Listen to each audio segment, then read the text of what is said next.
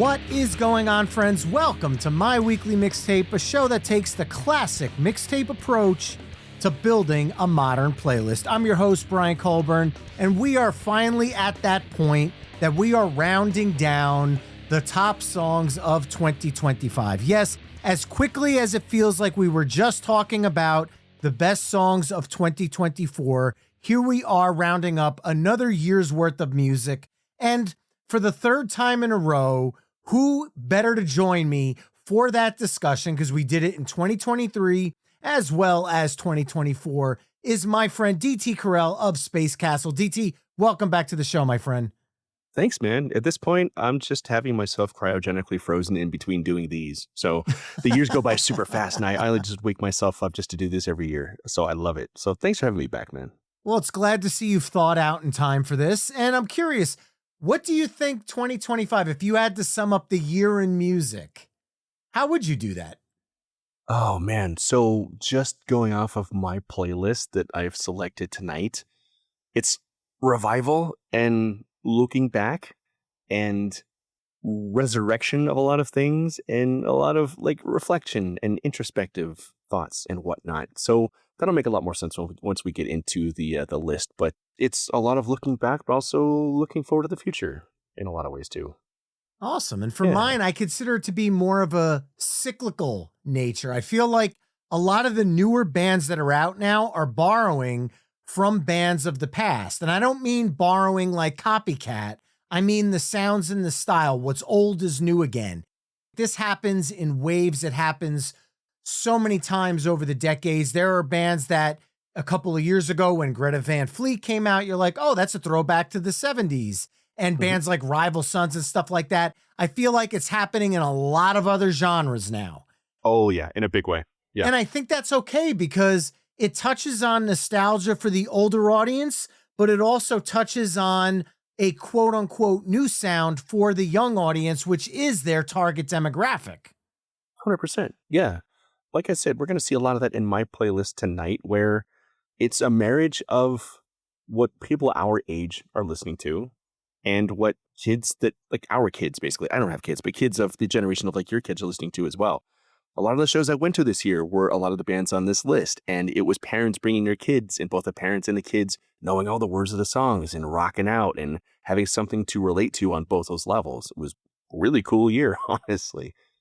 And of course, it wouldn't be a My Weekly Mixtape episode if I didn't include some of the Patreon mixtapers into this fold, and a few of them chimed in with some of their top songs to give you and I some food for thought as we dive into 2025. So I want to give a quick shout out to a few of them.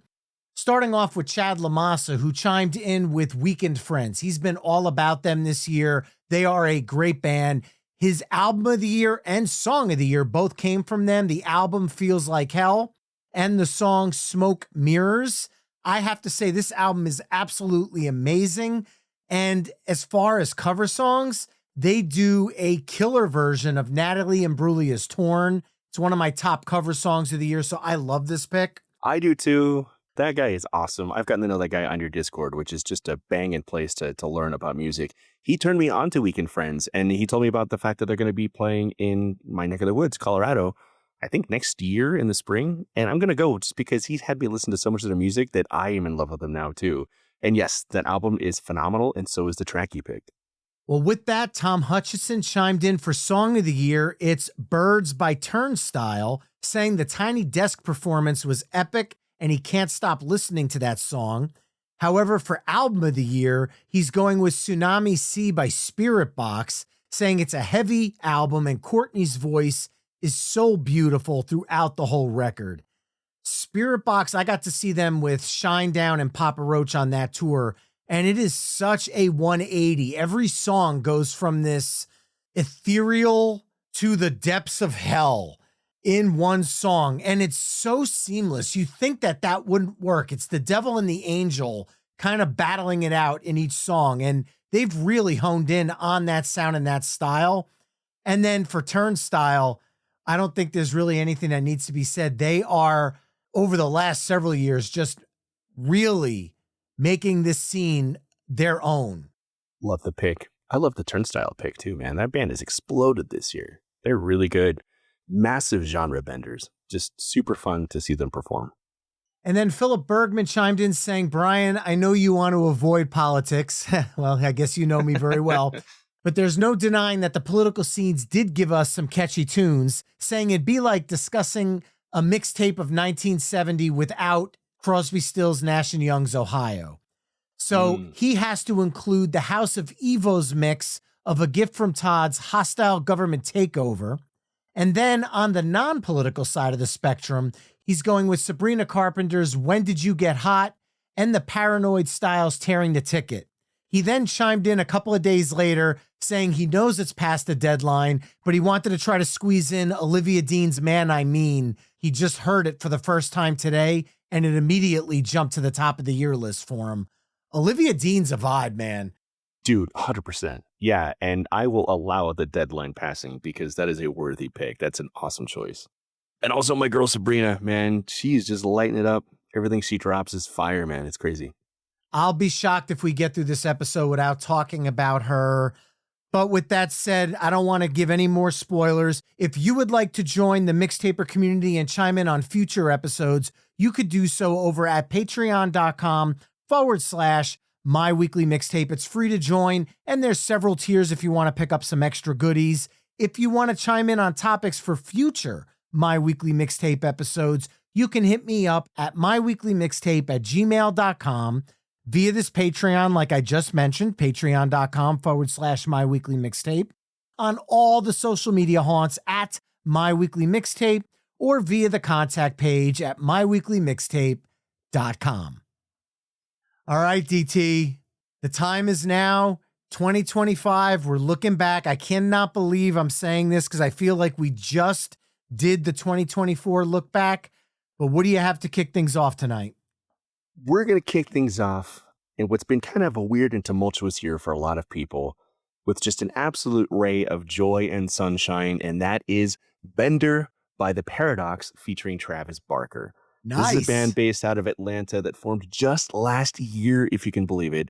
They started putting their videos and their music on social media, and they just went viral and exploded.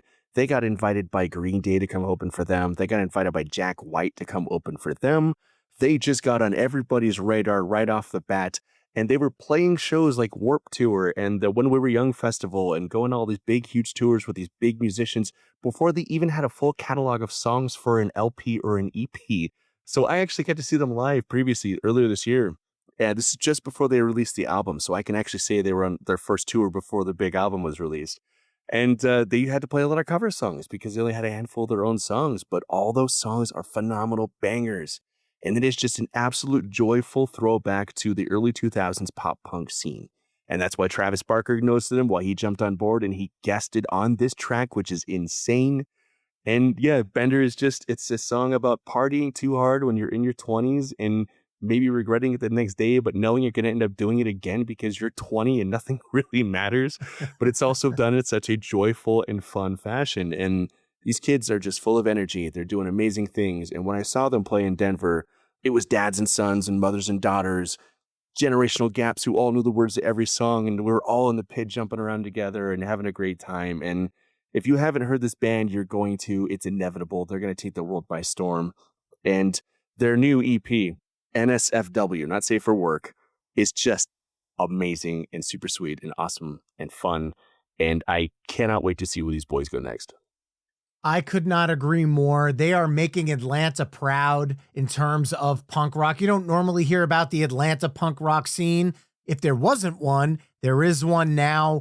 I read a bunch of stuff online, because people on the internet just want to ruin everything, talking about, their industry plant. Stop it. They just formed. They just have that magic. They have that lightning in a bottle. They're extremely talented. They know how to work the social media algorithm because at the end of the day, if their song sucked, it doesn't matter how great their social media content was. Nobody would care. Jack White invited them out to play because there were songs there. They're touring with All Time Low because there are good songs there. They're going to be at Welcome to Rockville in 2026 because there are good songs there. Yeah. So it doesn't matter how new or old of a band they are. The foundation has been laid throughout 2025. I love this EP. And then just as a sidebar question, has Travis Barker ever featured on a shit song? Like, I don't think he's ever played on a song where you go, man, that song kind of sucks. No, Travis Barker's got a reputation to uphold, and Blink-182 has always been one of the mainstay pillars of the pop punk genre. So for him to buy in and fully endorse, to not only like appear in the video and like hang out with these guys, he actually jumped up on stage as a surprise thing when they played Warped Tour this summer and actually played a couple of songs with them. So if that is not a resounding endorsement of the quality of this band, I don't know what is. And can we please get off of calling every new band that makes it big like a studio plant? Like this happened before with The Last Dinner Party. Those five girls just busted out on the scene and just made a huge splash and put out amazing music. And because they were really successful out the gate, all of a sudden, like it was just manufactured and it was designed by, the record labels and whatnot. Like, can we stop tearing each other down out of pure envy and just celebrate the fact that we've got such really good music from young artists out there, and the fact that you can still make it as a musician in this atmosphere and this economy and this environment? Please, can we just support each other? Can't we all just get along? Now, look, my brain wants to follow up Paradox and Travis Barker combined with Goldfinger and Mark Hoppus on Freaking Out a Bit. However, as much as I love that song, and as much as I love the fact that ska punk is still thriving in 2025, I have to go with a song that I discovered literally the week after you and I recorded the 2024 episode. It came out in November of 2024.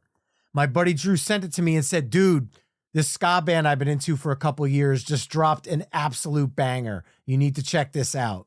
And so the song is from November of 2024. However, I'll allow it. It was real. I don't care. There's no more rules anymore on this show. I could put a song from 1971 if I feel like it. Hell yeah, damn right. This EP dropped in 2025. It's called Better Safe and Sorry. The band is called Millington. Yes. And the song is called Radio. Ska punk is alive and well in 2025. The full circle pop punk movement is here. If you consider the Paradox to be a 25-year cycle of what pop punk was in the early 2000s, then Millington is what the third wave ska sound was in the late 90s and early 2000s. It's back again, full circle. Could this be the fifth wave of ska? Who knows, but I am here for it. These guys are talented. I do hear hints of Jordan Pundik of Newfound Glory in the vocals, but it's not a hat tip or an homage to him. It is just the way this band sounds. It's got a little bit of that pop punk, but a lot of that ska. And ska I've always been a huge fan of it. And I think coming out of the Paradox, you talked about a band that's up and coming on the rise. I really hope that Millington is one of those next up and coming ska bands to blow up. I think the Interrupters need to bring these guys out on tour with them, because the Interrupters were part of that fourth wave of ska that everybody now accepts the Interrupters as a top tier ska punk band. And I feel like when I've seen them, they've brought out bands like The Devil Makes Three and Joey Valance and Bray. Yeah. But they need to bring out more ska punk because there's a big scene out there that's still thriving, and Millington is doing it with Radio. We just need more ska in the world. Ska is so much fun and just about having a good time. I cut my teeth going to ska shows when I was a teenager, and it was just as much about dancing and jumping around as it was like throwing your arm around the person next to you and just singing along with all the words. If we're headed for a fifth wave of ska, now is the perfect time for it, because we just need more of that joy and that beautiful, positive energy in the world. I love the pick. I love the band, dude. That album is such a banger. And yeah, if Millington's going to be one of those bands that leads the fifth wave of ska into the world, bring it on, fellas. Like, I'm ready for it. Let's go. It makes me a little melancholy feeling for the fact that all the stuff that I love as a kid is now becoming that weird sort of cool. You know what I mean? Like, everything is cyclical, like that 25-year cycle, like you said. And I'm feeling a little bit old that like ska punk and like pop punk is cool again. Like, what does that say about me? But if we're going to bring back genres, let's bring back freaking ska punk and pop punk, because they're just so much fun. I love it. And I do want to say, as far as I'm concerned, ska punk and pop punk never left. Hell yeah. they left the mainstream conversation, and I want it back in the mainstream conversation. And I feel like the Paradox and Millington are two bands that are worthy enough to carry that torch. 100%. Love it. So where do we go from here? Instead of young kids bringing up the old sound, we're just going to go with some older dudes maintaining the same sound for the last 25 years. It's my dudes, the Hives. They put out maybe their best album ever, and that's not hyperbole because they're my favorite band. The Hives Forever the Hives is probably their best album since Barely Legal in like the year 2000. The track is Hooray, Hooray, Hooray, and it was really difficult for me to narrow down which track I wanted to throw on this list because every track is a non-skip banger.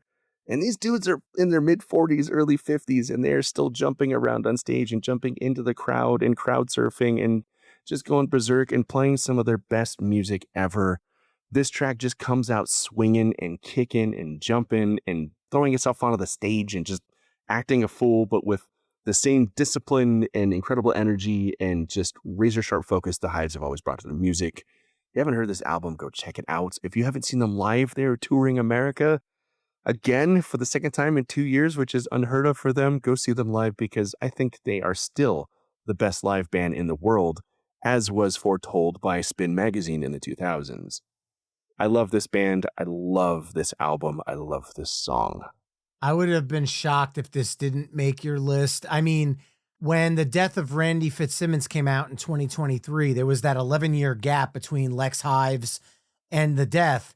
And I said, wow, I'm a little concerned, could they have lost it? And that album was amazing. They didn't lose a step. The Hives Forever the Hives makes it sound like that album had lost a step. If that makes any sense. I'm not putting it down. It kind of does. It's so much better. It's so much better, but there's nothing against the death of Randy Fitzsimmons. I love that album, but the Hives Forever the Hives makes me look at it differently. That's how good it is. It's so wild that we get two Hives albums in 2 years, and they almost kind of go together as one singular album because they're very, very different in tone. And I've come to, as a big fan of the band, view the two albums as sort of like an A-side and a B-side of like the same sort of collection. Because like you said, like The Death of Randy Fitzsimmons is a very good album, but it kind of, it slows down in the back end and it doesn't really maintain the same energy that it kicks off with. And this album just kicks off and just doesn't stop.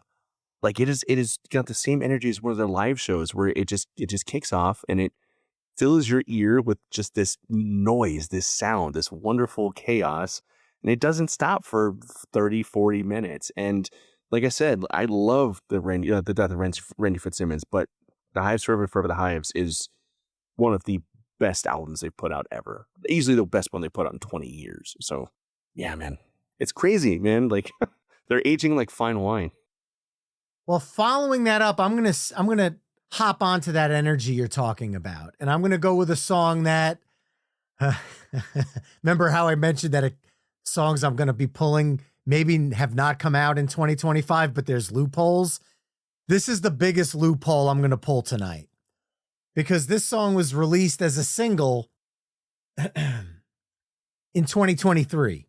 I don't know, man. I might be out. I'm kidding. Let's see. I talked about it with Coco Kinnan on the 90s Punk episode back in 2024. Okay. And at this point, Winona Fighter was putting their first studio album together.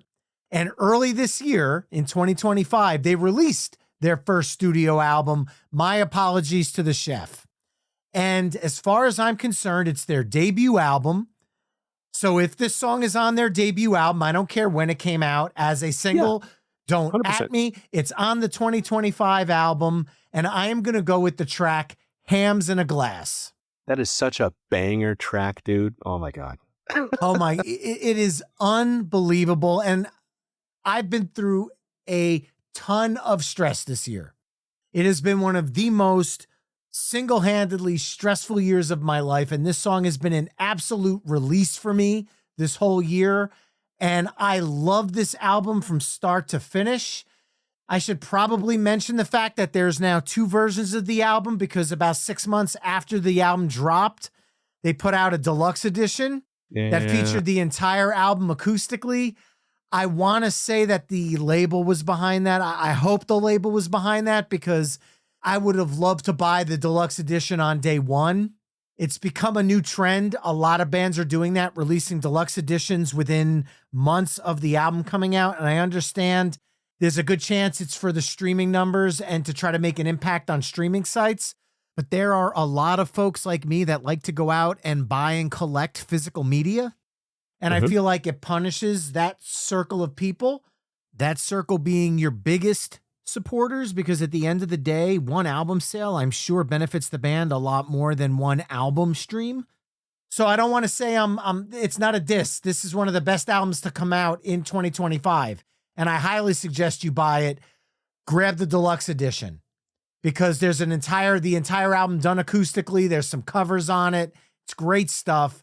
And if you're not familiar with Winona Fighter, go back to earlier this year. There is a full album dive episode with Coco Kinnan where we dive into all the tracks from My Apologies to the Chef. Definitely one of the albums of the year for me. And female pop punk is alive and thriving. They put on such an incredible live show. You'll be thankful you go see them. They are making a name for themselves from their live show. Grassroots, no nonsense, town to town, just tearing it up. And I think they're going to be one of the next big things in pop punk. I think they're going to be one of the next big things, period. This band is relentless. And I mean that in the absolute best way possible, both in terms of their sound and their music, but their live shows too. This band is just firing on all cylinders. They're so hungry, but so goddamn rawly talented at the same time. There's no way they're not going to hit the stratosphere and just become one of the biggest bands on the planet. This entire album is wonderful. I agree with your sentiment that everybody should buy it immediately. Don't just stream it. Don't just play it on Spotify or Deezer or whatever your streaming platforms. Go buy an album by a band like this that you know is just doing it for the pure passion and outlet of being this loud and this angry and this badass. Like, that's a perfect word for Winona Fighter. They are just badass, man. They just get after it. And they just have boundless energy. And their music is so freaking good, too. Love the pick. Love the album. Love the song, too, man. It's so wonderfully angry. It's awesome. Yeah, that scream in it is so visceral. It's everything that, man. All the pent up frustration I have in 2025 gets released every time I hear that song. It's goosebumps every time I get to that point in the song. Every time. Yeah, it's wonderful. So where do we go from here? We're going to keep representing the ladies, the front women in rock and roll right now. And my next pick is from a band that started just a couple years ago in LA. They're called Rocket. And They just put out their first feature-length album this year. And the single off that album is a song called Take Your Aim. So this is another band kind of sort of like The Paradox, wherein they kind of went viral before they actually sort of started thinking about touring and putting out like a feature-length album. And this song just grabbed everybody's attention, man. It's another like throwback style song, and it's very much a throwback style band and album, but I don't want to pigeonhole them as being like, you know, trying to ape or trying to capture that old sound. But this band Rocket just effortlessly captured the shoegaze sound of the early 90s. I'm talking bands like My Bloody Valentine and bands like that, and they just nail it. And I actually got to see them live in Phoenix a couple of months ago, and they were just flawless. Like, if you told me that, oh, no, they actually didn't play their instruments, they just played the song live, I'd be like, you know what? It was that perfectly played that I'm going to give them the benefit of the doubt and say that, yeah, they played it because obviously, yeah, they're that talented. But just one of the cleanest and just best produced live shows I've ever seen. And like the track on the album is exactly the same. Take Your Aim is just, it's a dynamite track. It's the track they opened their live shows with, and it's just an absolute banger. This is another one of those bands that are young and up and coming, and they're just going to hit the stratosphere at any point because they are just that talented and that cool, and the sound is just that good.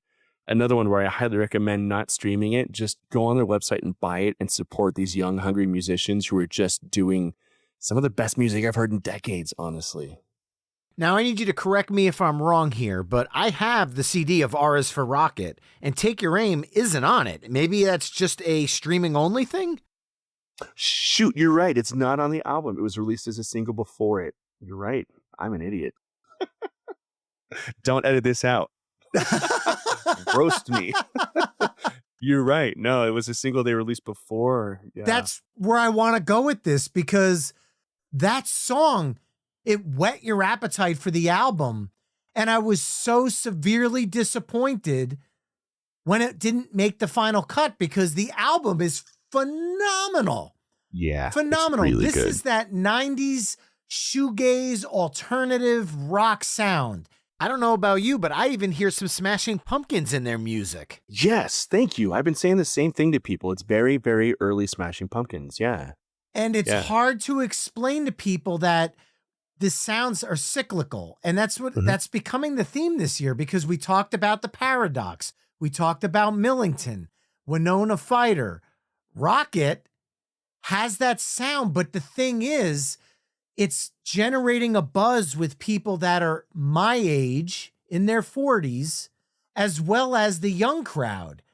So you're hitting two different musical generations with a sound that if you told me, here's an undiscovered album I found from 1994, and you put in R is for Rocket, I would 100% believe you that the album came out in 1994. And then if you said to me in the same breath, it came out in 2025, I believe you too.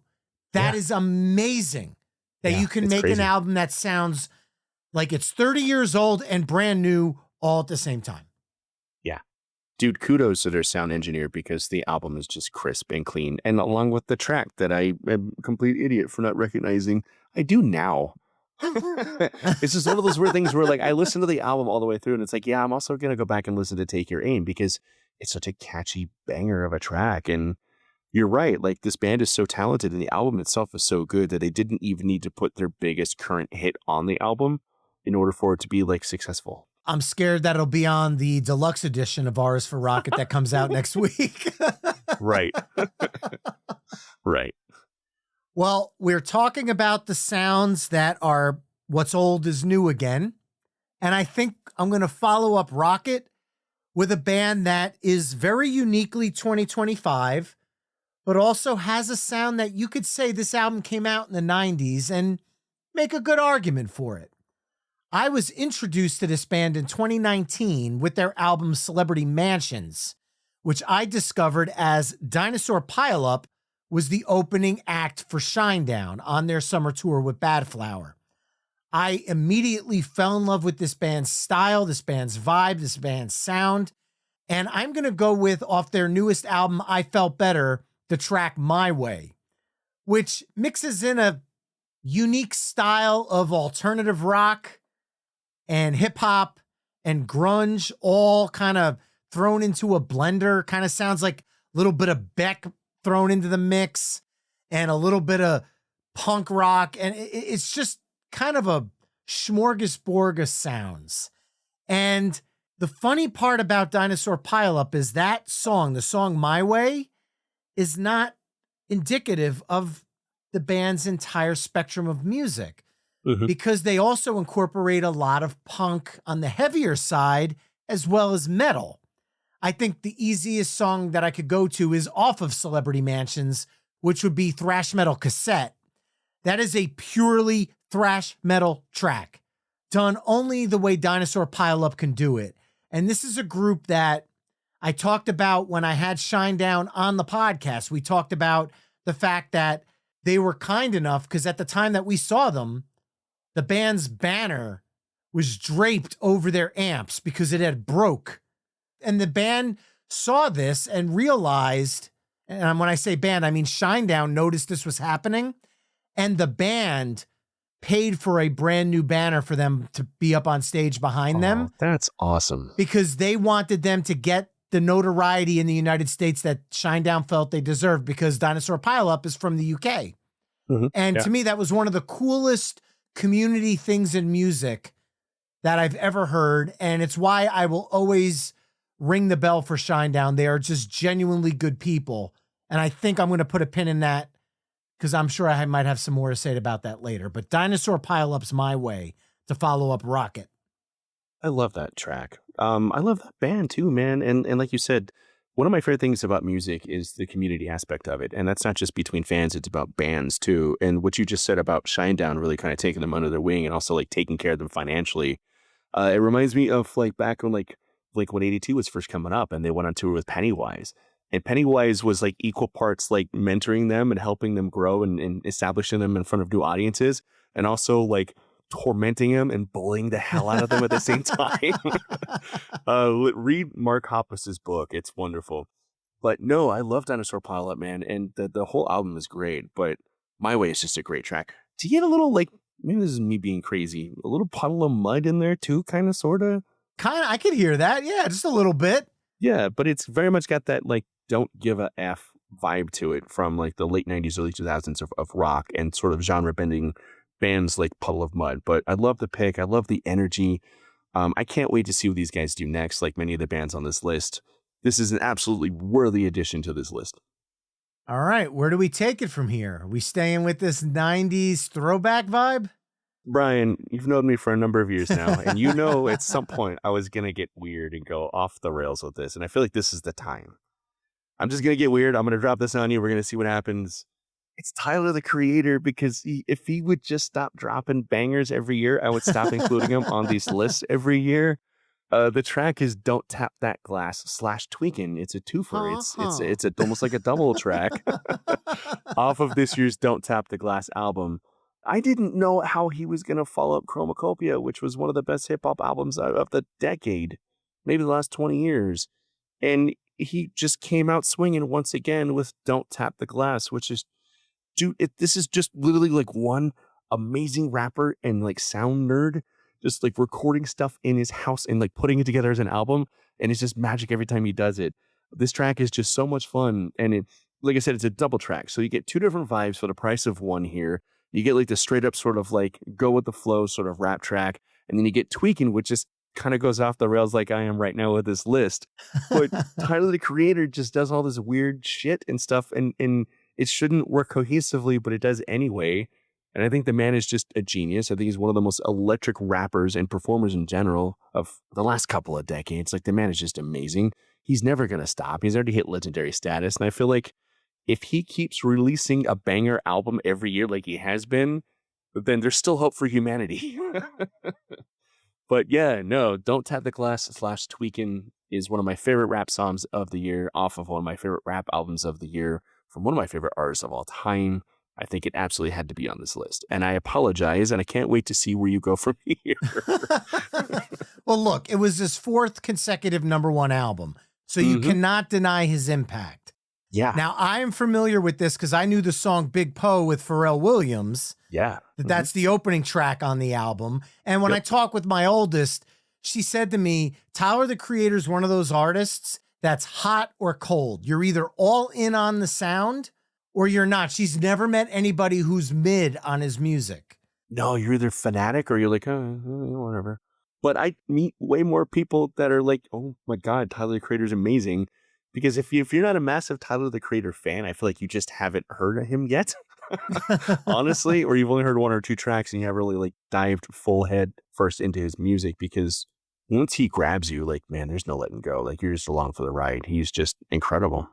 As much as the song Big Poe was fun, that New Orleans bounce style hip hop that Don't Tap That Glass has, it's undeniable. It drags 100%. You right in. And then there's Tweakin', which on paper should be nowhere near this track, but for some unknown reason, it actually works. He's a mad scientist. They are literally on opposite sides of the spectrum, but they work so well together. That's Tyler, man. He just does that, and he doesn't care, and somehow it's just amazing, and it turns out to be like the best rap album of that year every time. Well, I'm going to argue one thing there. It's your favorite rap album of the year. It's not my favorite rap album of the year, so I am going to be able to follow you up. But I'm going to follow you up with a rap album that did come with some controversy, especially for those who are creatives like you and I. You got something good in the chamber. I'm ready for it. Is it one of 36 chambers? I guess my idea of controversy was not a tough thing for you to guess, but 100% I am going with Black Samson, the Bastard Swordsman, Wu-Tang, and Mathematics. Yes. And we are going with Mandingo, featuring Raekwon, Inspector Deck, Method Man, and Capadonna, which I don't know why they're featured on the track. Aren't they part of Wu-Tang? Wu-Tang is weird anymore, but yeah. The fact that Wu-Tang Clan is dropping music that still hits as hard 32 years after 36 Chambers speaks to the level of hip hop royalty that they're at. No, And 100%. I think that you would never get a Tyler the Creator without a Wu-Tang Clan. No, absolutely not. But for Wu-Tang Clan, which is like I don't want to say they're the grandfathers, but they've been at this for 3 decades. They are pioneers. They are some of the best to ever do it. And to be able to put out an album that hits just as hard in 2025 as some of the big names of this year speaks to this band's longevity. The controversy and the critique. As a creator myself, I did not like the video because it was done completely with AI, but that's just I respect them as artists. I respect them as musicians, as one of the pioneering hip hop groups of all time. I would rather them just be sitting in a room lip syncing than have an AI video. As much as it was a fun concept, as soon as I saw it was all AI, I kind of like, because it has that shine to it. Yeah. That's hard to ignore. As a creative person myself, it's definitely controversial in the creative world. I don't know if it's controversial outside, and because you're a creative like me, I knew you'd pick up on the controversy as soon as I said it. It's, first of all, I love the pick. And let's touch on the fact that the RZA is one of the most legendary and greatest hip hop producers of all time. And he produced this album. And that's a true testament to, Wu-Tang's longevity, is the fact that the RZA is such a mad scientist, incredible producer. And like you said, people like Tyler the Creator probably wouldn't be around if it wasn't for RZA, because he really set the stage for just doing whatever the F he wanted to do, sampling whatever he wanted to do, and just going absolutely crazy berserk on the back end of tracks after they'd recorded the vocals, and just putting out this incredible, amazing, legendary hip hop that obviously, clearly still influences everything that comes out after it today. The video pisses me off because the RZA is such an eclectic and incredible producer. And for them to just cop out the video and just do like an AI thing, when like Michael Jai White is still in amazing shape. I mean, you basically have him in the video. Just get him to show up on a green screen and take his shirt off and do some badass martial art moves. And there you go. That would have been a better video. But no, the track is incredible. Wu-Tang is still for everybody. They're one of the eternal hip hop / rap groups. They always will be. The RZA will forever be one of the best producers of all time. And yeah, no, it's like you said, every time Wu-Tang Clan drops something, it's still awesome. It's still phenomenal. It's still Wu-Tang. Like, yeah, they're inescapable. And I hope we never, ever have to escape them. All right. So we got a back-to-back hip hop duo of Tyler the Creator and Wu-Tang plus Mathematics. Where do we go from here? I'm gonna get weird again. I don't know. Of course, I'm why halfway not? through a beer now. It's 2025. Everything's weird anyway. I really fell in love with the song over the late spring, early summer, and it really kind of captured my imagination and became, for me, the banger, like the hit track of the summer. It's Maris and Caroline Kingsbury. The track is called "Give Me a Sign." It's another one of those groups that went, or not groups, but just performers that went viral online with this track. It actually afforded them the ability to go on a co-headlining tour that I caught here in Denver. It was a true co-headlining tour, which is really cool, where like they would both come out and perform this song, stop halfway, and then it would switch off performing every like 5 or 6 songs or so. So you wouldn't just wait and see one and then see the other or whatever. Like you had to like wait and like get through the entire show to see both of their sets. And in between, they would do songs together, and it was just super cool. But these are two immensely talented women who are doing incredible 80s throwback pop, which is something I have always loved. And yeah, I check out the track on YouTube. The video is phenomenal too. And then go do a deep dive on both of their catalogs, because these are just two immensely powerful, wonderful, passionate women who are just having the time of their lives. And we are just along for the ride. And I'm so happy to be along for that ride.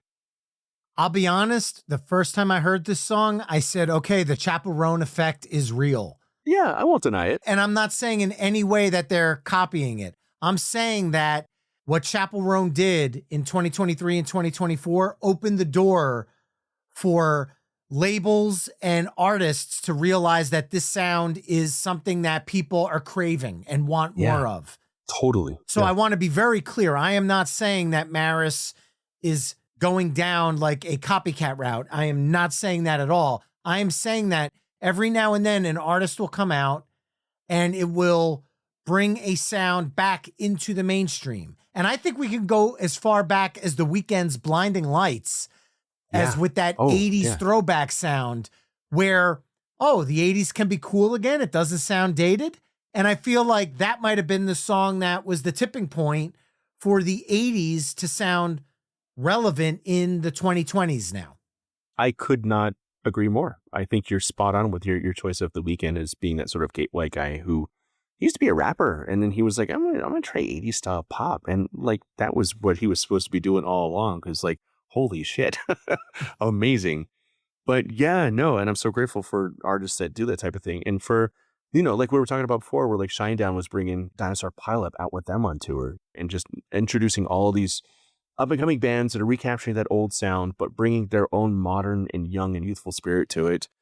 Yeah, just check out Maris and Carel and Kingsbury. Like, if you're a big fan of big bombastic 80s pop ballads and stuff like that, you'll totally dig them. But there's also that modern twist on it. Like, they're not just out there trying to, recapture the sound of the 80s. They're putting their own twist on it and just using it as an influence to introduce this whole new wave of sound too, which is really cool. And go see them live. That was one of the most like genuine and impassioned and sweet and inclusive and just communal experiences I've ever had at a show like that. And those two just deserve to be massive stars. I think, the YouTube video going viral and that song affording them the ability to go on a co-headlining tour the first time is just the tip of the iceberg for these two. Like, you're gonna have, I'm actually wearing a Maris t-shirt. I just realized I did not put this shirt on purpose before we record this. I'm looking at myself in my recording and I'm like, oh, I'm wearing a Maris t-shirt. I'm normally a brewery or a sports t-shirt guy. And I just now realized I'm wearing, this Pop Stars t-shirt because I went to the show a couple months ago. Just go check out the track. And if you love it, and you probably will, I'm going to go out on a limb and say you absolutely will, go listen to everything else they've put out, because they've been plugging away for a few years now, but this is the first time they've really broken out. And I hope that this just does amazing things for them. Well, I heard during that you brought up Shinedown, so I think I have to pull that pin when I was talking about them before with Dinosaur Pileup and close out the side with a song. And I'm going to get a little serious for a moment here. But this past July, I got to see the band at their first ever headlining show at Madison Square Garden in New York City. And the band was kind enough to bring me and several of my friends backstage to the show to meet them after both Barry Kirch and Eric Bass were on my weekly mixtape earlier in the year. Now, I am a music podcast. I do this from my home. I'm breaking the fourth wall here a little bit. I don't have a studio that I go off to and record every week. I am an independent content producer. This band had me backstage, and I was back there with the New York Post and WDHA, which is the Rock in New Jersey, Terry Carr, who is somebody she is a huge influence on me. She's been a mainstay of the New Jersey rock scene for many, many years. She is one of the best interviewers out there. I got to shoot the breeze with her. I've known her for many years. I'm a podcaster, and they treated me on the same level as the professionals. And that's something I will never forget. And I got a chance to talk to Brent Smith and shake his hand because, as I've talked about on this show, my father passed away from pancreatic cancer back in May. And I had to thank him for the song 365 because the lyrics, if I could hitch a ride on a time machine, I would bring you right back here with me and I wouldn't have to watch you disappear. Even though I said all the things that mattered most, while I held on tight to the end of the rope, I could keep you close, but I couldn't keep you here. A lot can happen in a year. I had to just shake his hand and thank him because that song got me through one of the hardest things I ever had to deal with. And that's coming after 1 year. July was 1 year from my open heart surgery. So I had a back-to-back double whammy. Yeah. So in 1 year, I had my open heart surgery and I lost my father. And somehow this stranger was able to sum it up in this song. And I will tell you, when they played this live, I just sat there for 3.5 minutes and cried my fucking eyes out singing along with it. And it's a moment I'll never forget. And it's a song that is very important to me because it just reminds you to hold on to every one of those special moments, because you never know when you're not going to be able to again. So I know I'm ending side A on a little bit of a downer, but musically, because I am the geek that I am, coming out of Maris, this is the pop side of Shinedown. So on a musical level, it does work. It's not a 180, but it is an introspective way to close out side A here. It's a beautiful song, man. Like Shinedown, just they kick ass, man. And that's, yeah, I don't know how to follow up what you just said with the song, because the context you bring to it, the personal context, the fact that you got to meet them and really just kind of share what that song meant to them is just a beautiful thing. It's awesome. Yeah, it's okay at the end of the year here when we're talking about the best music of the year to be reflective and also absorb some of the not so great things that happened, some of the terrible things that happened this year. And that's a beautiful thing about music, is it's there with us with the best of times, but it's also there with us for the worst of times. And it's healing and it's empowering, and it's strangers offering context to what you're feeling and helping you process it. And that's one of the coolest, most beautiful things about music in general. That's why I love music, because it just touches you. And whether or not it's the musician who wrote the song providing their context, or you just providing your own context for it, or your life inadvertently providing, certain context to a song for you, it's just a magical, wonderful thing that music is able to do that for us. I don't think it's a downer that you're ending side A with this track. I think what you went through this year made you a stronger person. I'm very proud of the things you've gone through this year. The fact that you're back doing this podcast just fills me with joy, because I love you, man, and I love your show. And if this song was something that helped you like cope and process and not be washed away by the emotions and all the things you were feeling this year, then maybe this song should be the first track on this playlist because of its meaning and its impact for you personally. And because it has an impact on you, it has it on me, because you're such a good friend and I've known you for so long now that now this song takes on a very personal meaning for me as well. So hell yeah, dude. I love the pick. Love the band. I think this is a great way to end side A. Well, I really appreciate that, man, and nothing but love for you as well coming back from me.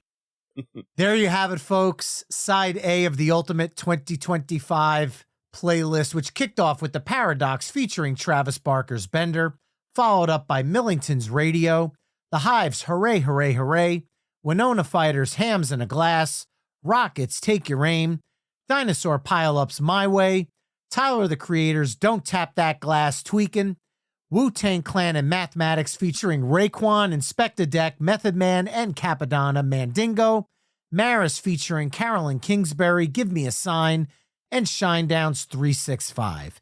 Head over to myweeklymixtape.com to hear all the songs we've discussed in this mix through the playlist embedded on the episode page.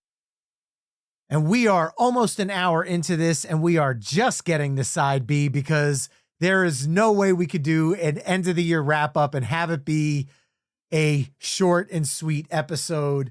But I am going to cop what you did to start off side A for how I started off side B. You started off side A with your favorite album of the year. You said The Paradox was your album of the year.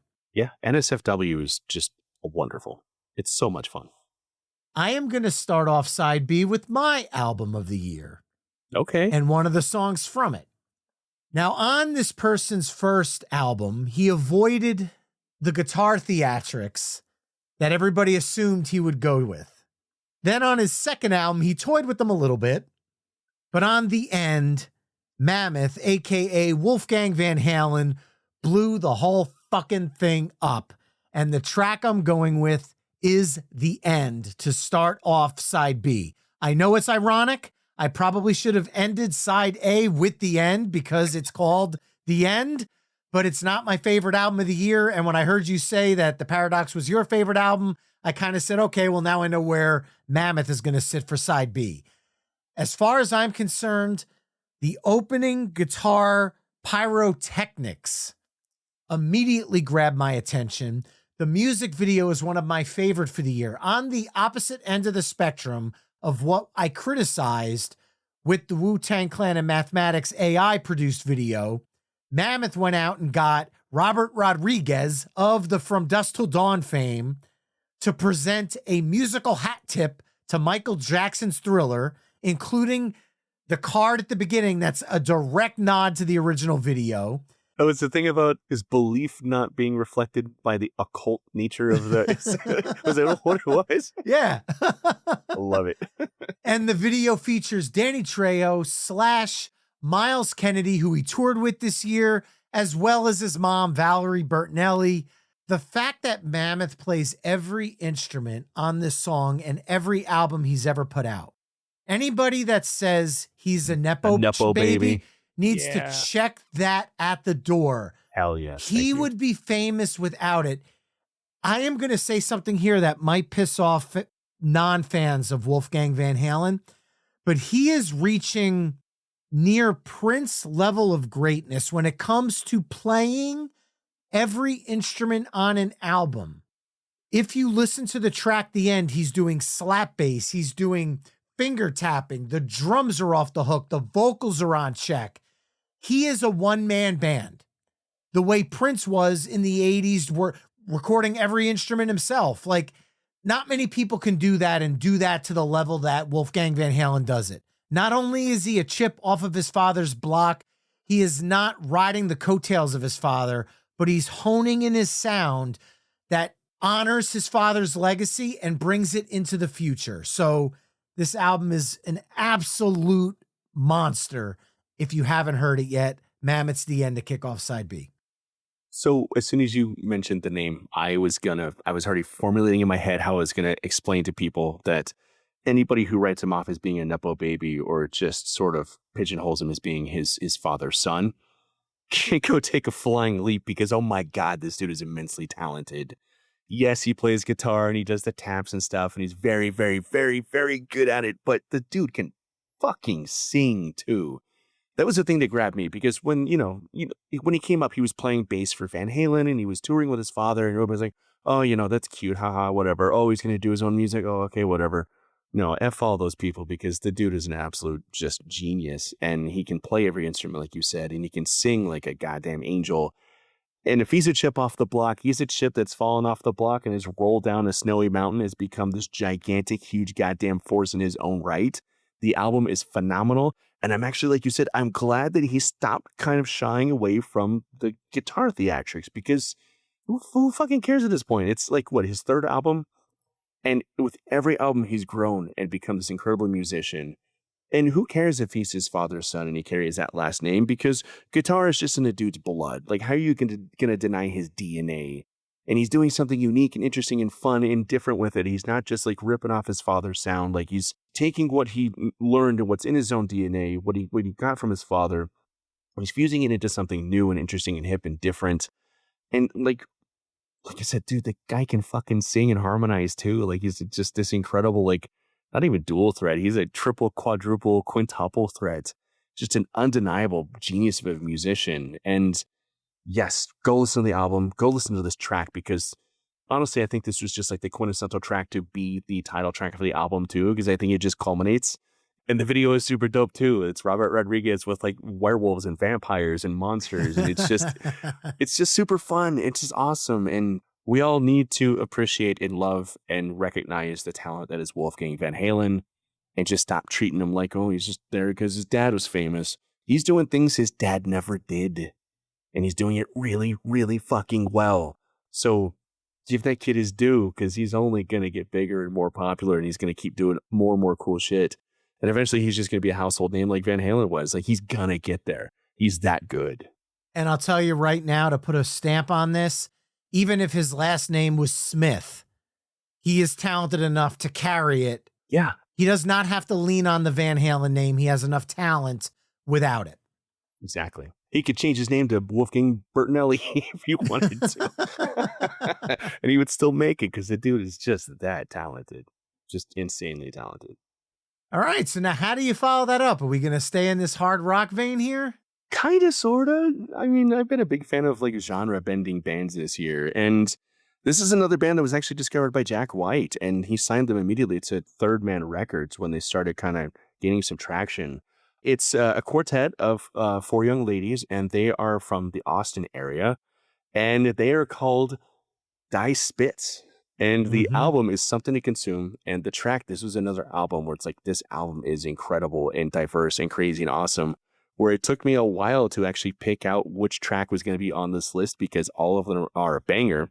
But this band is so eclectic and so wild in their songwriting and their collaborative efforts as a group that they will marry like shoegaze sound and hardcore and metal effortlessly, and it shouldn't work at all. Very much in the same vein of like what Wu-Tang Clan and Tyler the Creator do in their respective fields, where they're just throwing everything on the wall, and for some reason everything just sticks and fits perfectly together in this wild way.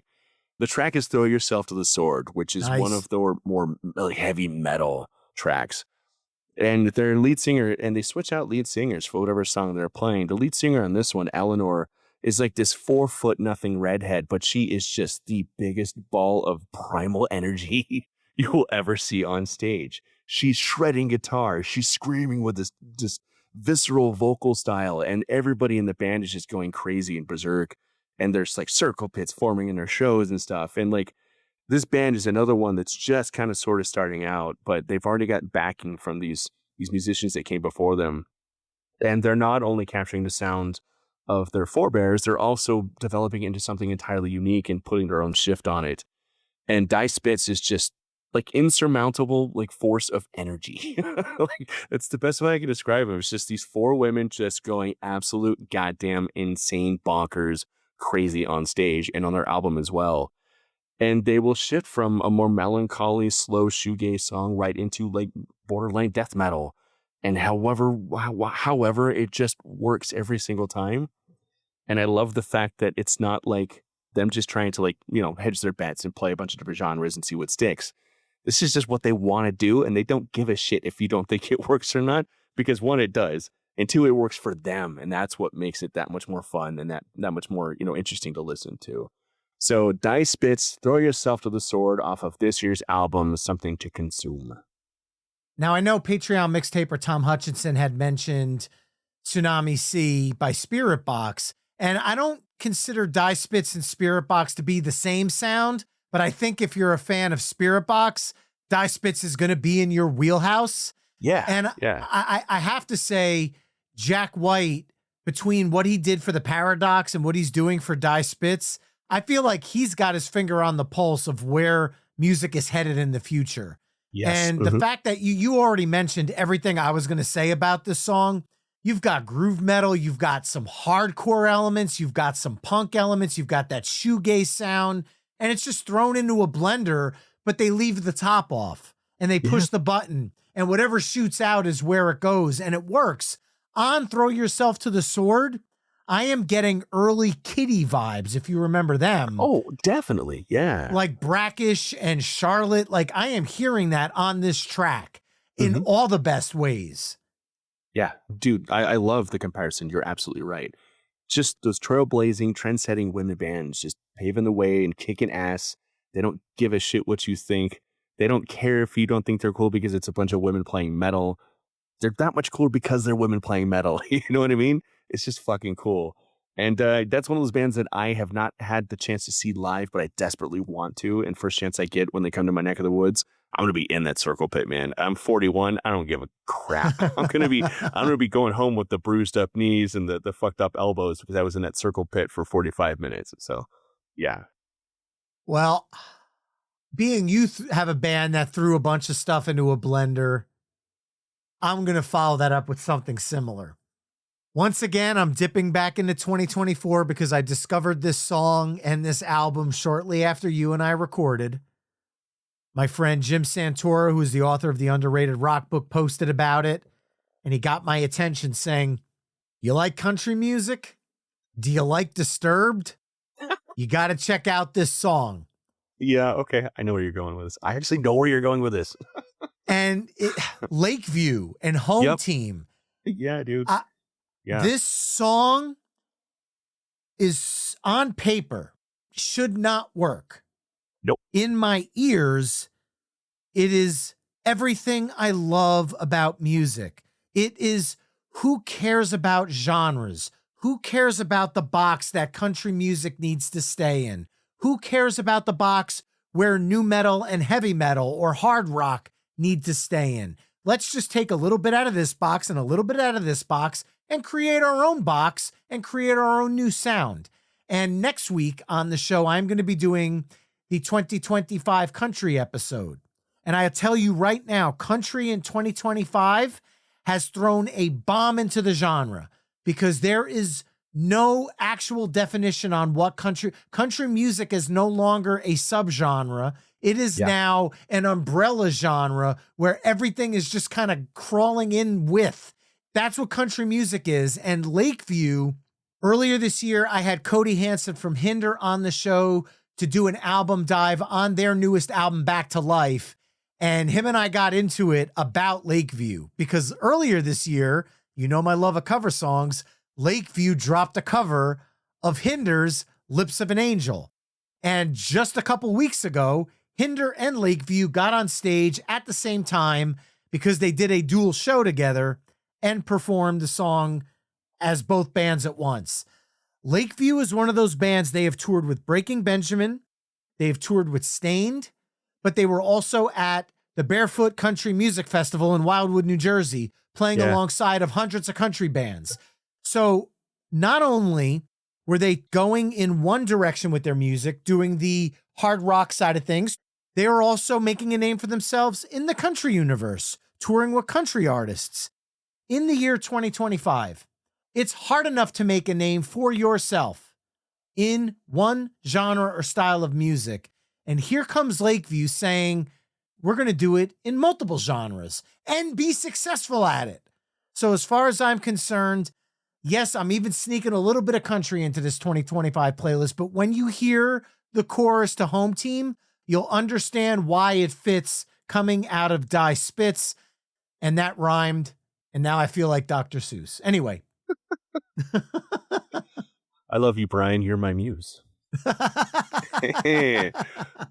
So, yeah, I mean, this is the first track I heard off of this album, which is their self-titled album, and it's fitting because it's got like that sort of like Southern rock country vibe to it, and you're kind of going with it. It's like, all right, I'm feeling this is cool. It starts building up, and it's like, all right, like I'm not the hugest country fan, but I'm like vibing with this. This is awesome. And you kind of feel the tension of the song in the pre-chorus, and then when like the chorus itself kicks in, you're like, what? What? Hold on. Oh, wait, hold on. Oh, okay, hold on. Oh my God, this fucking works. And that's all the whole album is. Like, dude, this track is just, it was brilliant of them to make this the first track of the album because it just sets the prime, it primes the pump, it sets the tone for what they're trying to accomplish. And what they're doing, like you said, should not work, and it fucking really does. And it's like I said, I'm not the biggest country fan. Like, a lot of the country I listen to on a regular basis is stuff that you've turned me on to because you have great musical taste.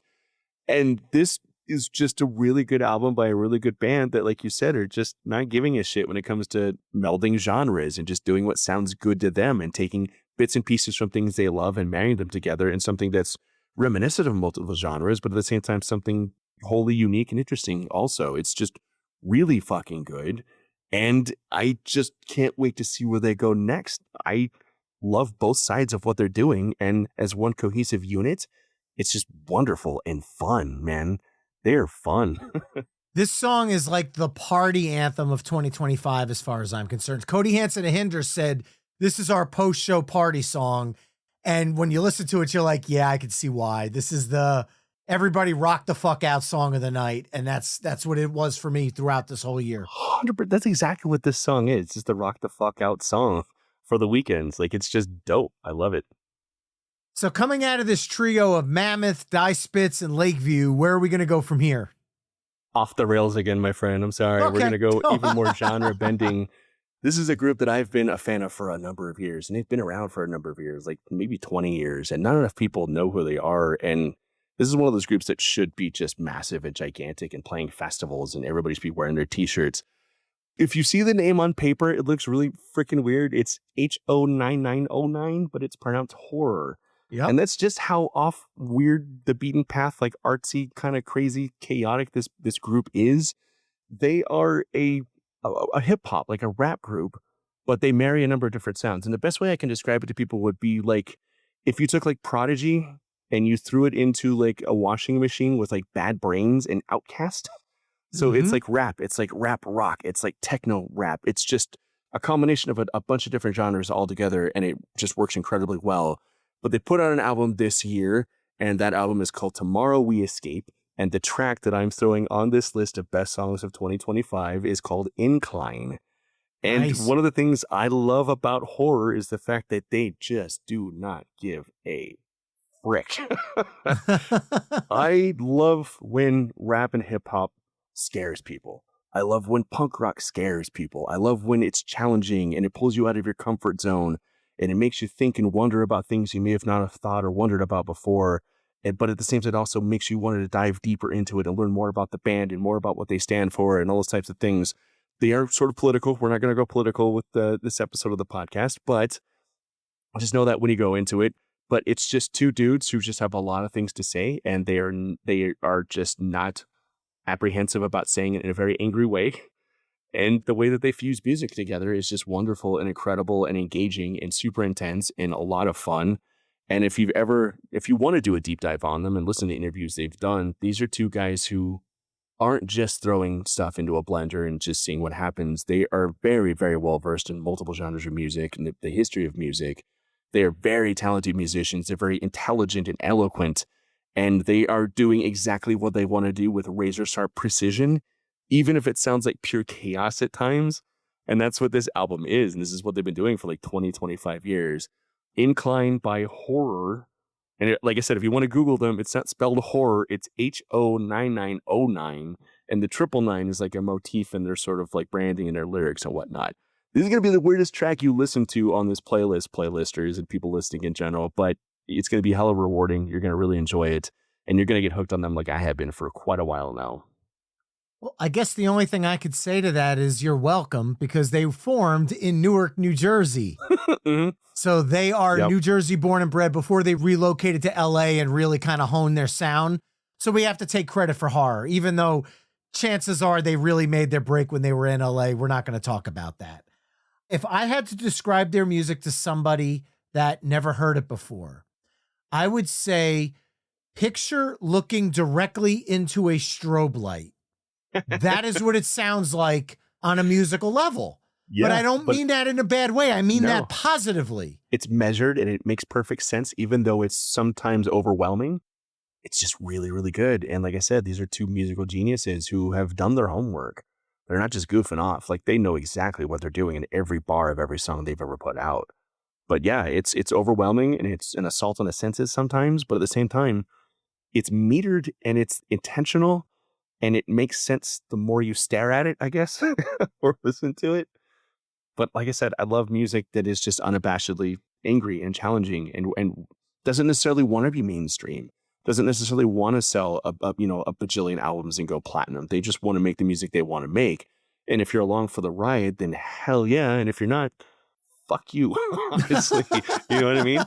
I love that attitude when it comes to music. It's great. They should be selling more albums than they are, because the creativity is off the charts. Oh, dude, not just in the music too. Yeah, the live shows, the branding, the presentation, it's all wildly creative and artistic and just unapologetic too. But I will say, this side so far, sans Mammoth, we are definitely testing the appreciation for different sounds. And I can guarantee that some will be on board with some of these picks and maybe not with all of them. And that's perfectly okay, because all this stuff is subjective. Yeah, man. But I love the fact that we're really branching out. But the ship is definitely going up and down right now. So I'm going to right the ship and kind of slow it down a little bit and kind of level it off with something that's a little bit more mainstream. However, this is an artist that I've been following for almost a decade. Her first album, Rock is Dead, came out in 2016. And it was, I don't know if I'd call it indie rock, but it definitely had touches of that while leaning a little bit into hard rock. But over the years, her sound has kind of started to evolve. However, in 2022, Dorothy came out with an album, Gifts from the Holy Ghost, that leaned a little bit more into the hard rock sound versus Rock is Dead, as well as the follow-up 28 Days in the Valley. But I feel like on her last two albums, which was 2022's Gifts from the Holy Ghost and 2025's The Way, she's found her avenue. And it's modern hard rock that borrows some elements from her earlier albums, but definitely leans more into that pure hard rock sound.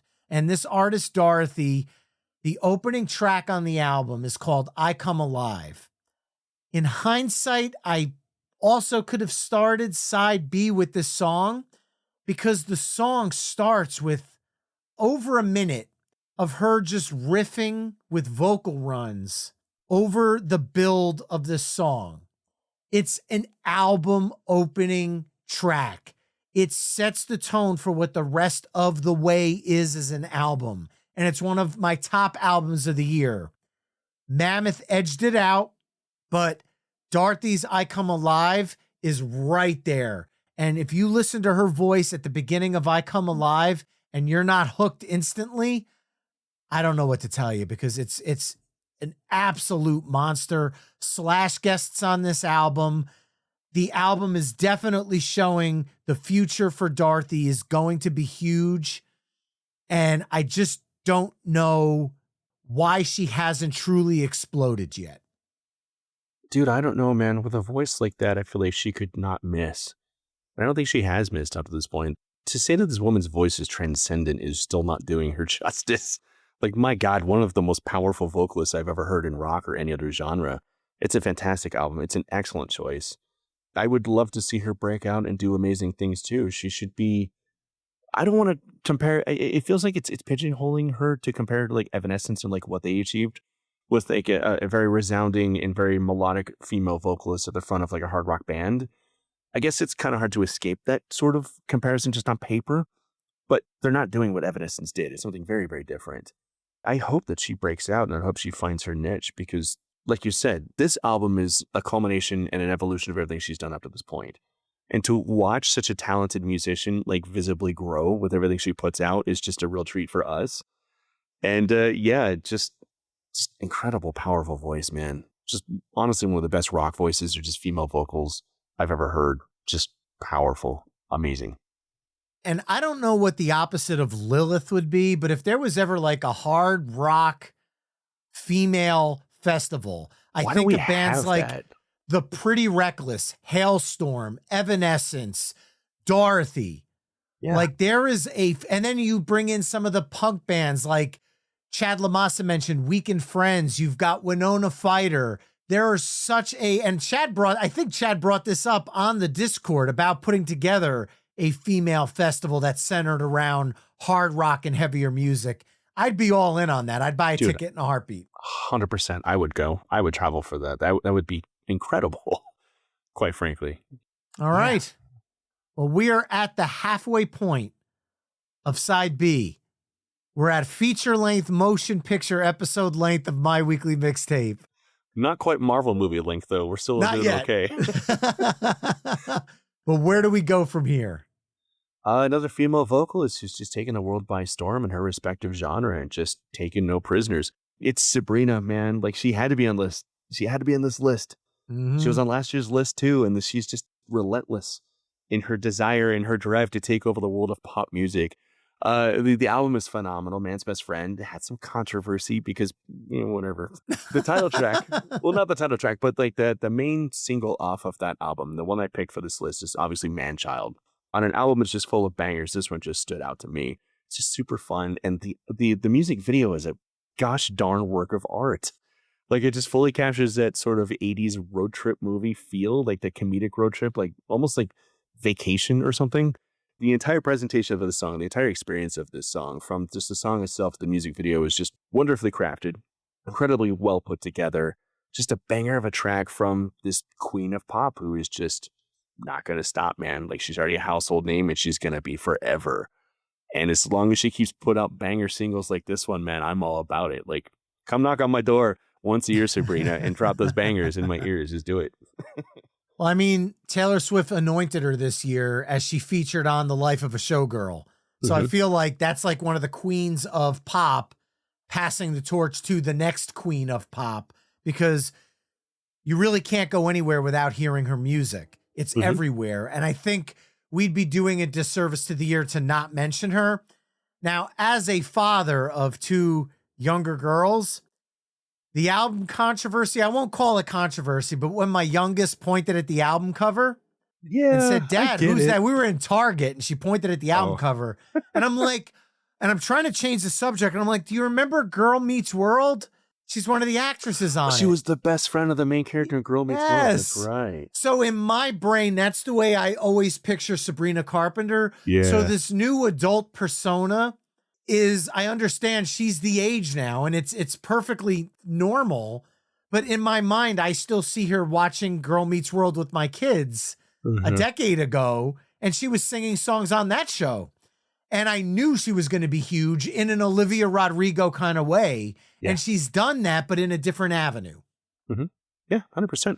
I think the album cover is probably largely by design, but I think it's also darkly humorous. You know, I think it's by design where it's meant to be sort of ironic and meant to be a conversation piece. But I also think it's very much her continuing to break away from that Disney Channel persona that, you know, she had to live with for a number of years. Yeah, this shatters the Disney Channel glass. Yeah. But I will say this.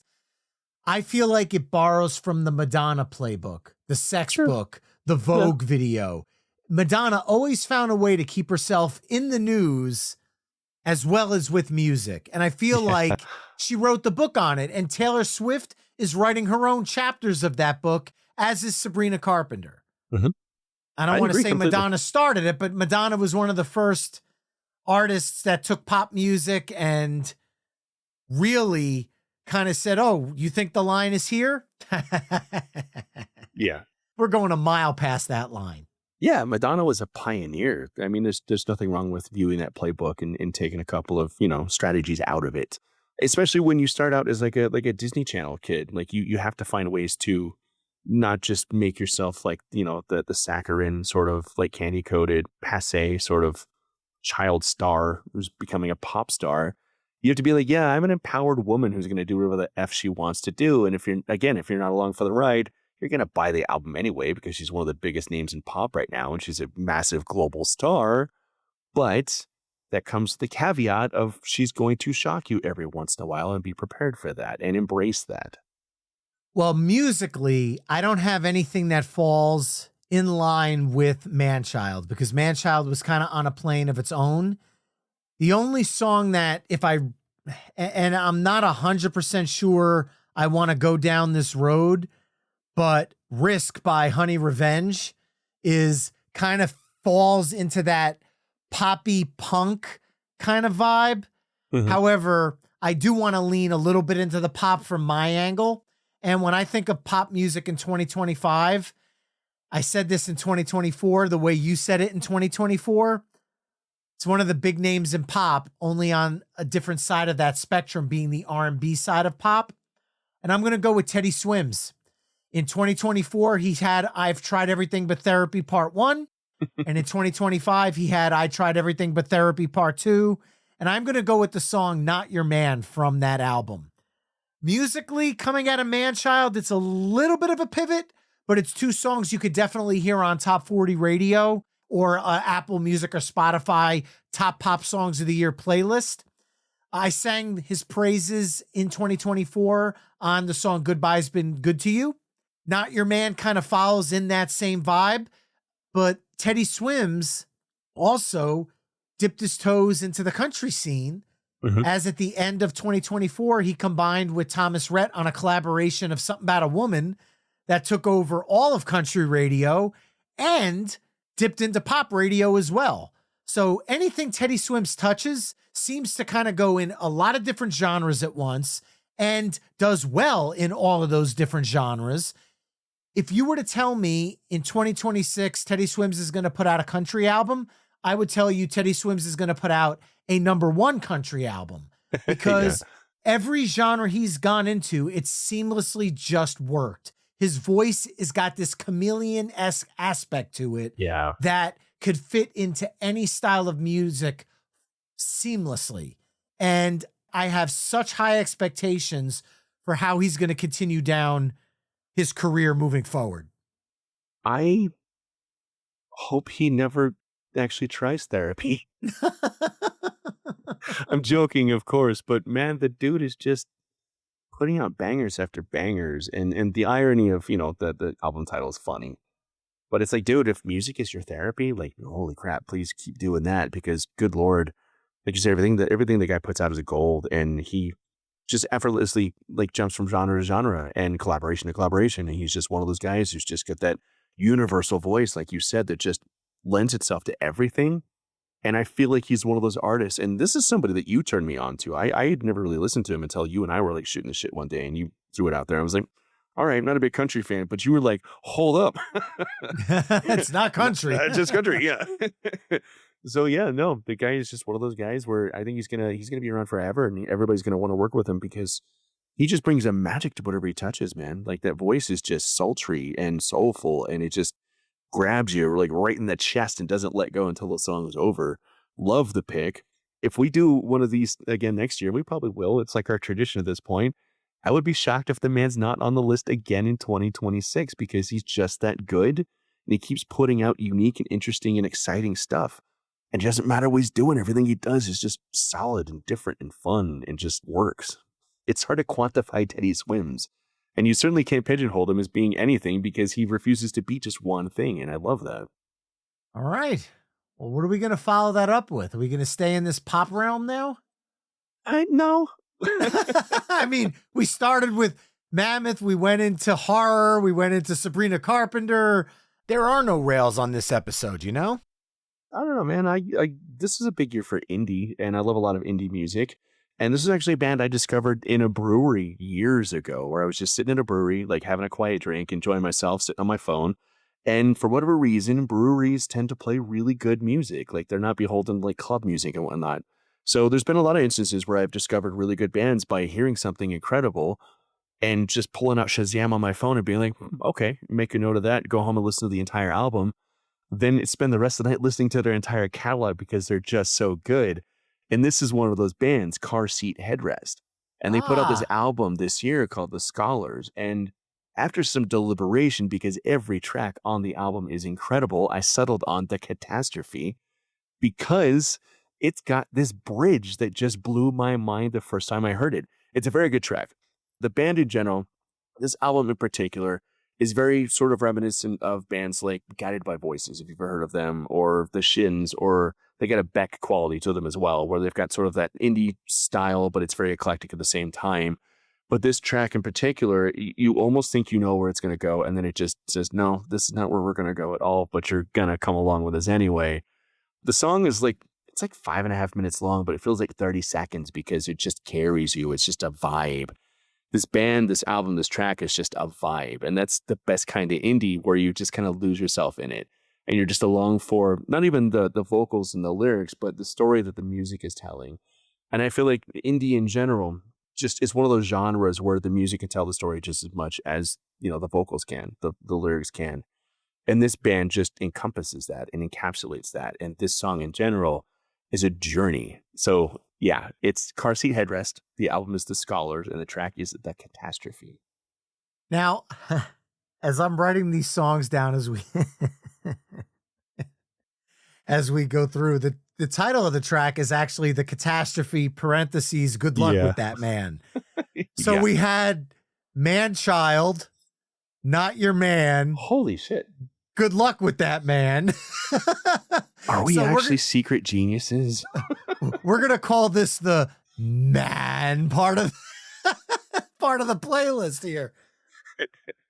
Anyway, good luck with that, man. But anyway, this song, indie rock, lo-fi, flashes of punk. Mm-hmm. You mentioned Beck. Beck is perfect. Yeah. I would throw in, because we had you on for the Garage Rock episode many moons ago, I would throw the Strokes in there. Yeah. Oh, yeah. And I would also throw in the early years of REM. I agree. And if you threw them into a blender, Beck, the Strokes, and early REM, you get Car Seat Headrest. Yeah, I think the Strokes is very apt, especially in the vocals. I think you're spot on with that comparison, 100%.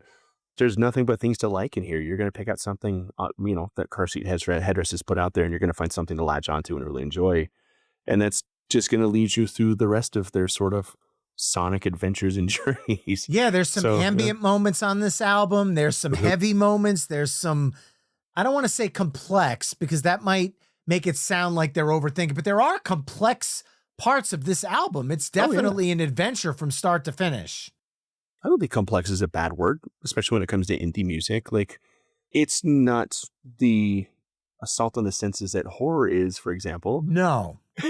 But there are some complex melodies and harmonies, and they are very talented musicians who know how to, construct songs that are more than just the power chords. You know what I mean? Like, there's depth and there's nuance to all their music. And again, it's very, very intentional and very well crafted and artistic without being artsy. You know what I mean? Yeah. It feels natural despite its complexity and the layers with which they craft their music.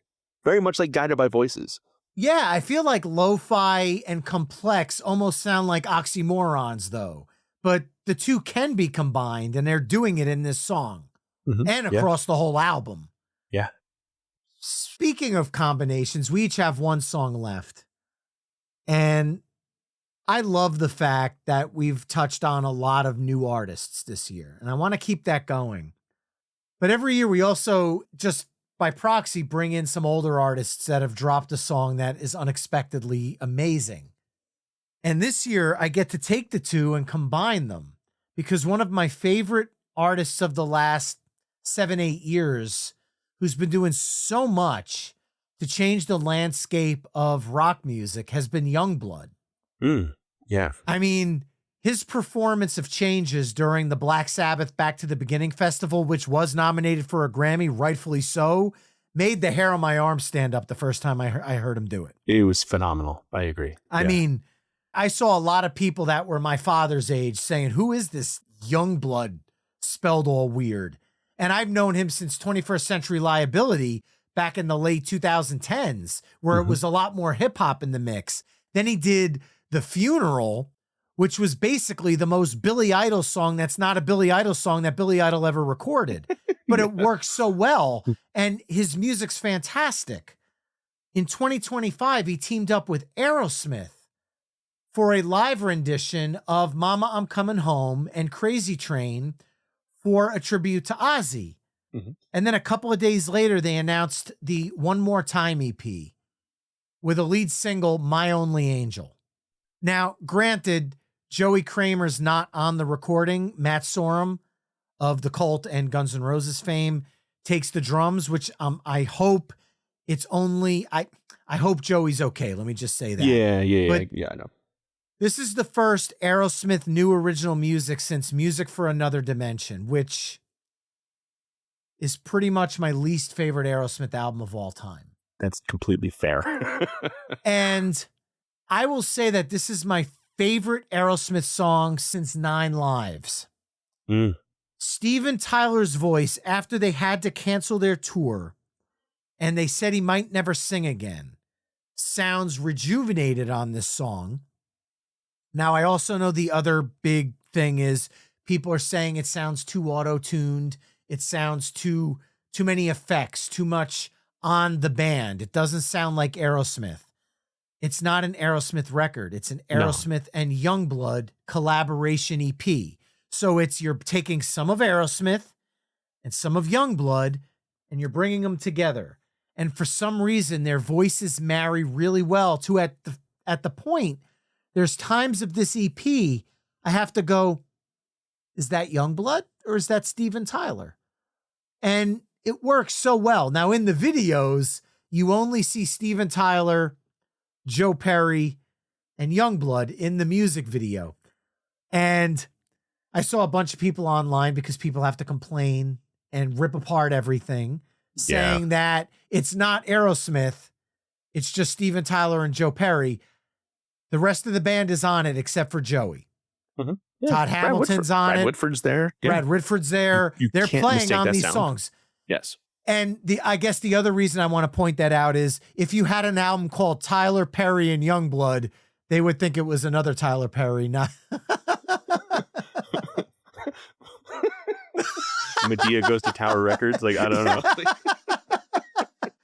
But anyway, there's also a country remix of My Only Angel that's also out there that features Steve Martin on banjo. Yeah, Just saying. This song, the first time I heard it, I love when you find a new song that you have to keep hitting that back button. I probably played My Only Angel 20 times in a row before I moved on to the next song that week. That's how much of an impact this song had on me on first listen. And it's my last song of the evening. So that is what I'm going to go with. Welcome love back, it. Aerosmith. Dude, hell yeah. Dude, Nine Lives Tour was my first concert ever. Oh, nice. Yeah, dude. Like my parents were massive Aerosmith fans and they took me out. That was my first concert. I don't disagree that this is some of the best music that Aerosmith as a band has put out since Nine Lives, which was a great album. Yeah, dude, you're right. Like Steven Tyler, like he found the fountain of youth. I was kind of scared when they said he'd probably never sing again. And they kind of said the same thing about like Brian Johnson from AC/DC. And I was like, oh man, is this like childhood heroes that are hanging it up? And they're like, actually, no, never mind. We're all good. We figured it out. And it does my heart good because Aerosmith has always been a presence in my life, you know? And no, this track is amazing. And a lot of people like to hate on Youngblood too, like you said. And this dude managed to pull the life out of Steven Tyler's voice again and like bring it back to like legendary status. And you can't hate on anybody for that. The track is amazing. I think Youngblood is a great young artist. I think that Aerosmith is obviously one of the most legendary rock bands of all time. And this is an epic goddamn crossover event.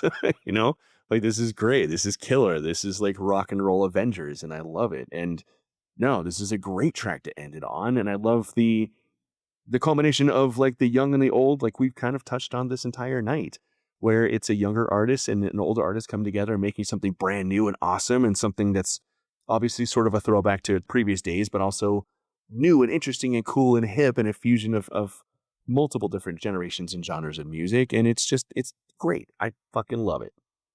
Excellent choice. Thank you, sir. And now you have the honor of wrapping up 2025 in a nice musical bow. Oh, I don't know if I'm going to do the entire year in a nice musical bow. I am going to follow your lead with timeless rock legends who are still out there and still putting out some of their best work ever and just proving that they are timeless, ageless pillars, titans, monsters of rock and roll. Alice Cooper is 77 years old. And he's still same age as Steven Tyler. I know. These guys are in their late 70s and they're still putting out incredible, amazing music that is in a lot of ways every bit as good as some of their best music ever.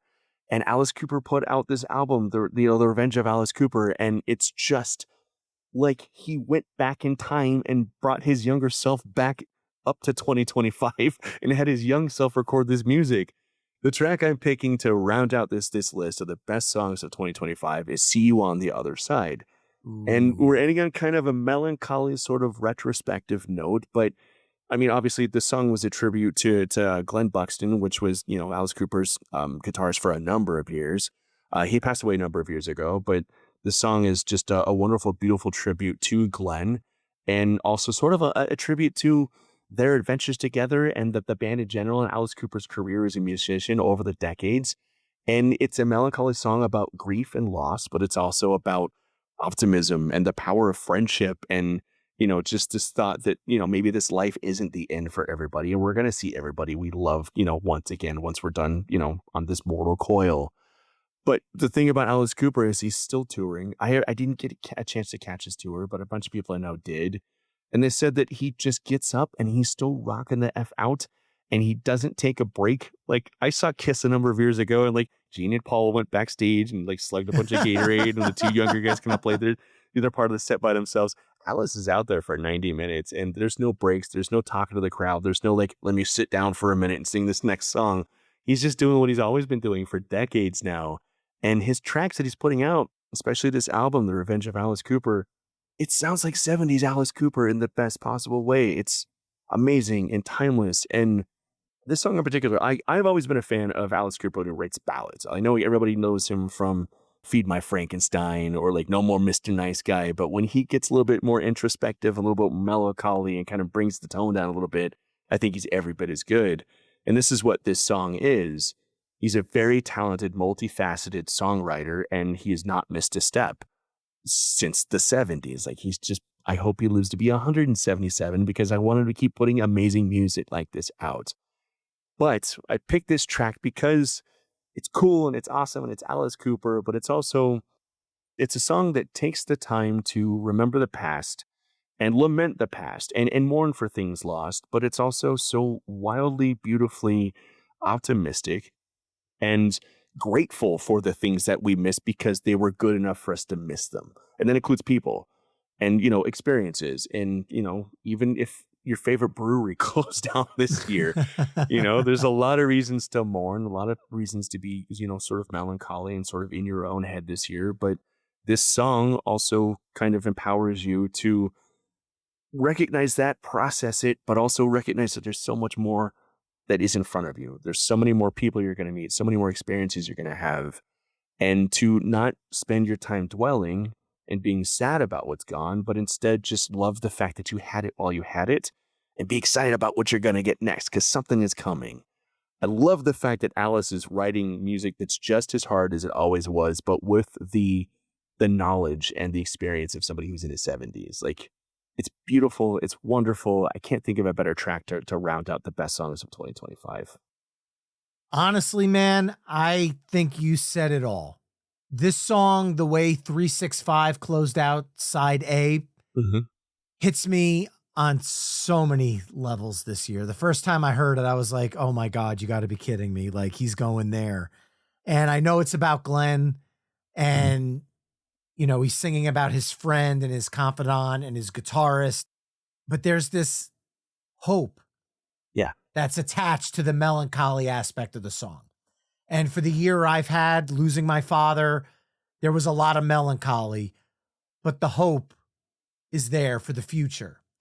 And it's something, one of the last conversations my father and I had was about the future and about being together again one day. And you summed it up with this one, man.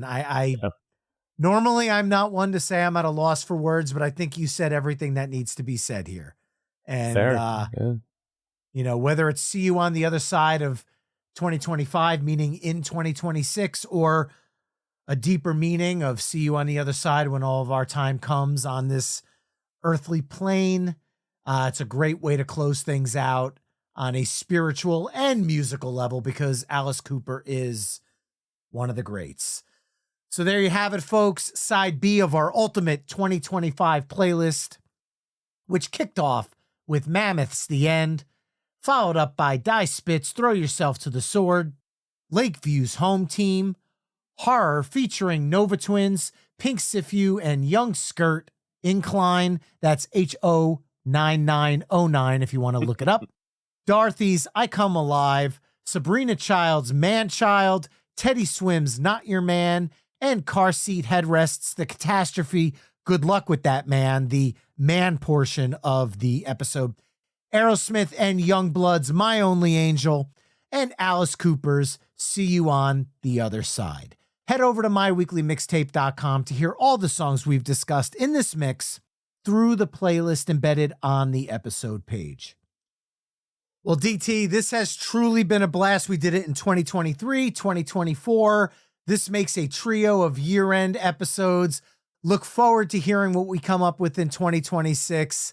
And hopefully this is not the last time we podcast until the 2026 episode. But thank you so much for being a part of this episode today, man.